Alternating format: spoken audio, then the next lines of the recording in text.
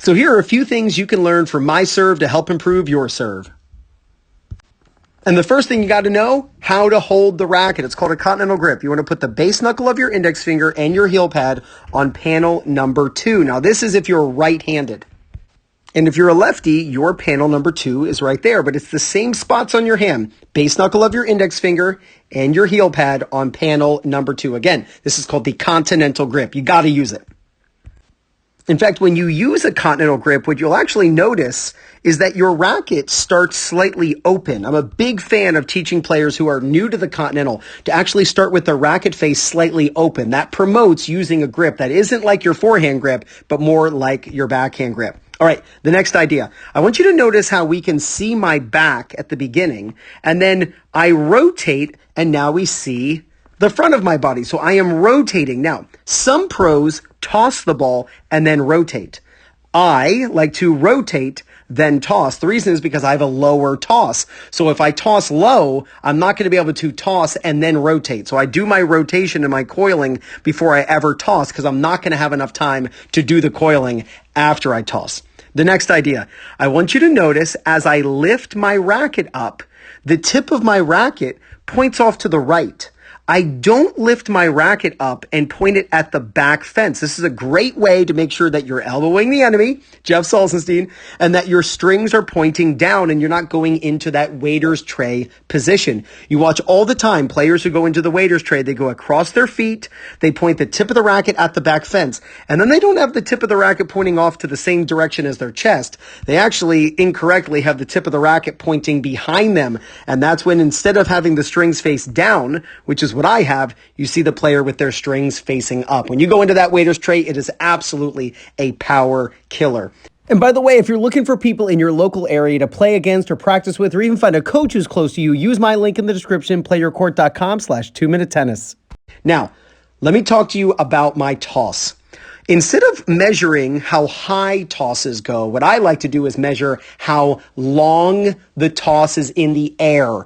Right? So I actually use a timer. What I like to do is on video, put the ball at the top of the person's head. And then I like to start a timer. So let's see how long it takes for me to hit this ball. So let's say 0.59 seconds. Let's just say 0.6 seconds. The range of acceptability I like people to stay within is anywhere from 0.55 seconds to 0.9 seconds. To give you a little context, Roger Federer's toss is 0.83 seconds. So that is Roger Federer's toss height. If you toss too high, it gives you too much time to swing and actually promotes an inefficient swing and a slow swing. So I want you to right away, continental grip, rotate your body, toss low. Don't think of tossing super high. Toss low so it actually forces you to swing fast. It's a nice little cheat to get a lot of racket speed. And when you lift the racket up, have the tip of the racket facing the same direction as your chest. Now, here's one of my favorite tips of all time. It doesn't matter what stroke.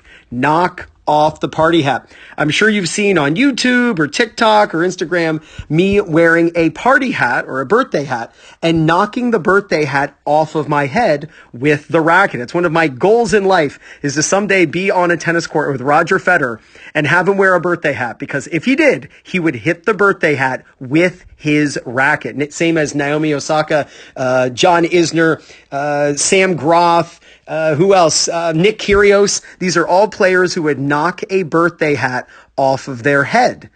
This is the proper throwing motion to use on the serve. Players who go palm up and go into the waiter's tray, they would never wear, or they would never hit a birthday hat if they wore one. So please put on a birthday hat and knock off the birthday hat with your racket. You'll be shocked what an efficient and powerful serve you instantly have. Now, when I do this, I actually keep my strings pointing down, and you can see that.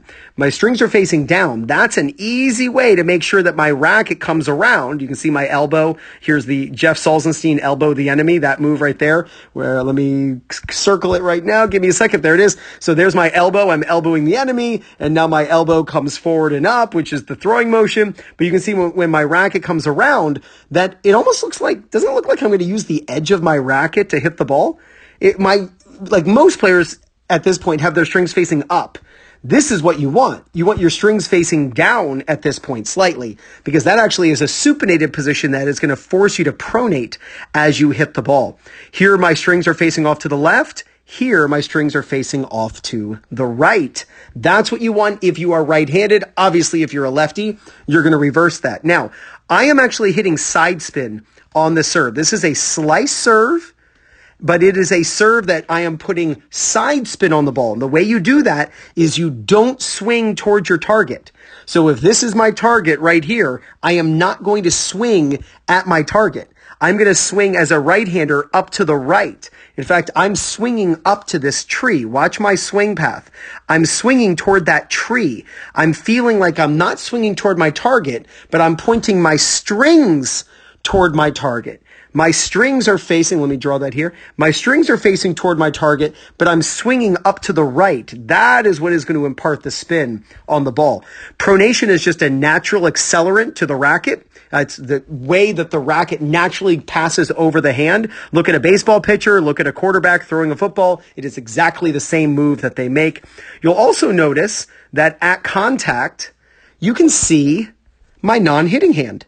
I am tucking my non-hitting hand up against my body. That reactive break actually is an accelerant as well and allows me to swing very fast. And then I have the follow through on my left side. So let's watch this serve over and over again. And I just want you to take in, absorb what you just watched, and try to notice it in these live speed serves.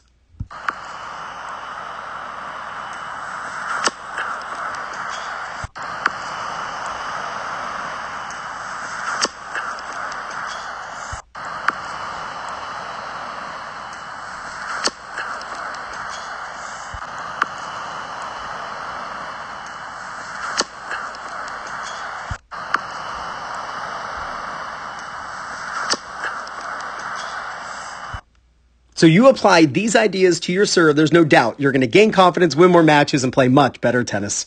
This is Ryan Reedy from 2minutetennis.net. You got this.